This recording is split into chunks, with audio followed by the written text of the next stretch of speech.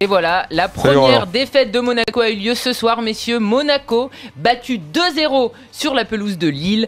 On attendait ce choc entre le deuxième et le troisième. C'est un vrai test pour les deux équipes. Et c'est Lille qui s'est imposé grâce à un doublé de Nolan Roux. Ah non, pas pour les deux équipes, Karine. C'est un vrai test quand même. Excuse-moi, Monaco, on avait déjà passé des tests. Monaco avait déjà joué contre le PSG. Monaco avait déjà joué au Vélodrome.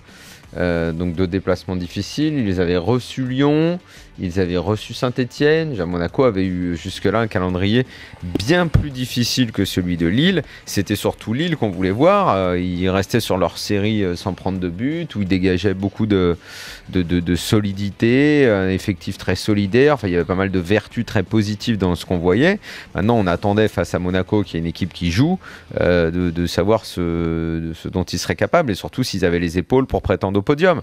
La réponse, elle est claire, mais moi, j'en doutais pas, parce que je le dis depuis longtemps qu'on a sous-estimé beaucoup trop vite cette équipe de Lille cette année. Pour moi, je le répète, comme je le disais déjà fin août, Lille est un candidat très, très sérieux au podium et peut-être même à la deuxième place. En tout cas, ils sont deuxièmes ce soir après donc cette victoire. Et après, ça ne veut pas dire que je suis fan de leur façon de jouer, hein, mais il n'empêche qu'ils ont des qualités qui, en Ligue 1, vont leur permettre d'aller très loin, c'est sûr.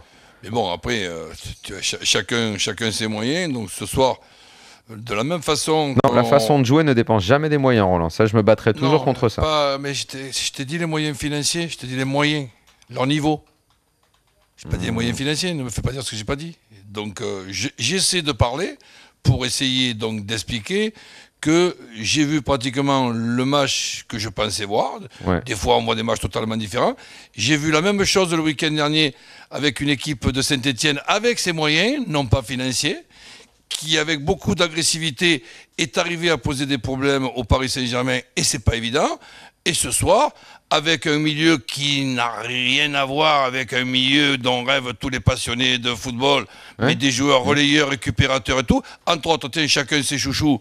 Mon petit Mavouba est pas trop mal quand même dans ce rôle de là-dessus, numéro 6. Je suis absolument d'accord avec toi. Après, s'il était entouré d'autres joueurs de foot, mais enfin, comme tu dis, Lille a ses joueurs, et je pense que l'une des qualités, tu seras d'accord avec moi, Roland, j'en suis sûr, l'une des qualités d'un coach, c'est que quand il a un effectif et une bande de joueurs sous la main, tirer 100%. Voilà, et de trouver la bonne tactique par rapport aux qualités des joueurs qu'il a.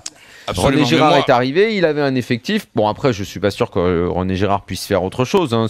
Ça correspond bien à sa philosophie. C'est un peu de baston, un peu de solidarité, un peu de béton. On sort vite en contre. Voilà, il sait faire ça parfaitement bien. Il a les joueurs pour le faire. Et quand devant, en plus, tu as un duo Kalou-Nolan Roux qui sont parfaits avec des espaces et pour jouer les contres, il a vraiment l'équipe pour aller faire deuxième ou troisième dans ce championnat. Hein. Quand je parle de Mavouba, tu sais que je suis chauvin pour notre équipe de France, comme tous les Français, et que je pense aux solutions pour notre sélectionneur. Voilà pourquoi je dis ça. Ensuite, un poste dont je suis non pas maniaque, mais presque, c'est le poste de gardien de but. Si vous voulez me parler d'un bon gardien de but, il y en a un du côté de Lille. Hein. Ouais, ça, c'est clair. Il donne une impression de sorte de montagne, là, de mur. Oui, c'est vrai. J'ai l'impression que derrière lui, c'est des buts de hand qu'il y a, tu sais.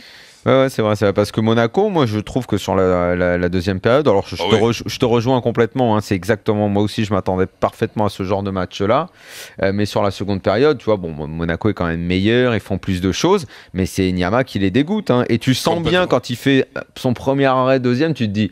Bon bah voilà, ça aussi, ça faisait partie des choses dont j'imagine tu t'attendais à ça, et moi aussi, c'est bon bah ils vont prendre le contre, et boum, ça a pas loupé, il est beau hein, le contre en plus.